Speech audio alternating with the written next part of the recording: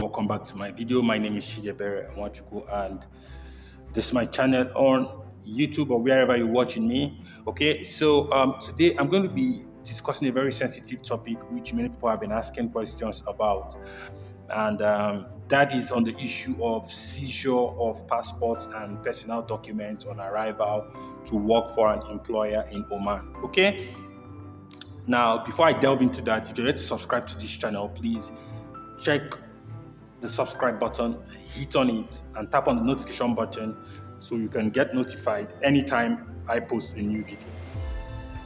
I talk mainly on relocation, motivation, and life. And based on relocation, I speak majorly about the Middle East because I've got a lot of experience living and working in the Middle East. Okay, and I also run an international recruitment agency, travel agency. Okay. So many people have been asking questions, and they say things like, I've heard that when I arrive in Oman, my employer is going to collect my passport and I might have to be forced to stay with them, even though they are not treating me nice and all of that. Okay, because if someone is holding your passport and you can't travel, you can't run away, then you essentially become a slave. Okay, and so the question they are asking is not out of place. They're asking because they've heard stories of people that this happened to, and that's why they're asking those questions. And so that is why I'm answering it today. Sometime last year, that is 2023, maybe around July or thereabout, I'm not sure of the exact date, a new law was passed in Oman which prohibits employers from holding the passports or any personal documents of any expatriates without a written consent. So your employer has no right to collect your passport or to collect any of your personal documents and keep it in their possession without your written consent. So which means if you arrive to work in any place and someone asks you to give them your passport or your document or something for them to hold it against your will, you have the right to report to the Royal Oman Police and get such a person arrested and prosecuted. And mind you, Oman is a law-abiding country, and so the only reason why someone will do that to you is because you're ignorant of the law.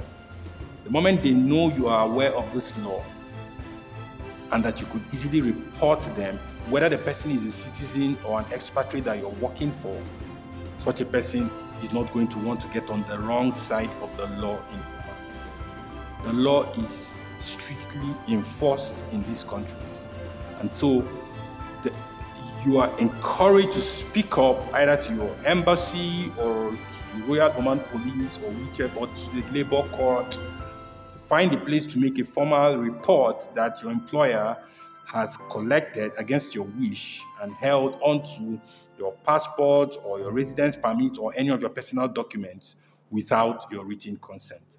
So I think this puts to bed that question and that fear of for people who wanted to come to the Middle East. And that also brings us to the point of ensuring that the pathway, the route with which you go into the Middle East, any of the countries, especially Oman in this instance, because that's the country we are discussing here, Oman, make sure that you are a legal resident of Oman at every time and that you're never out of status. Ensure that your residence permit is always valid, your passport is valid, your resident ID card is valid, and make sure you don't break the law.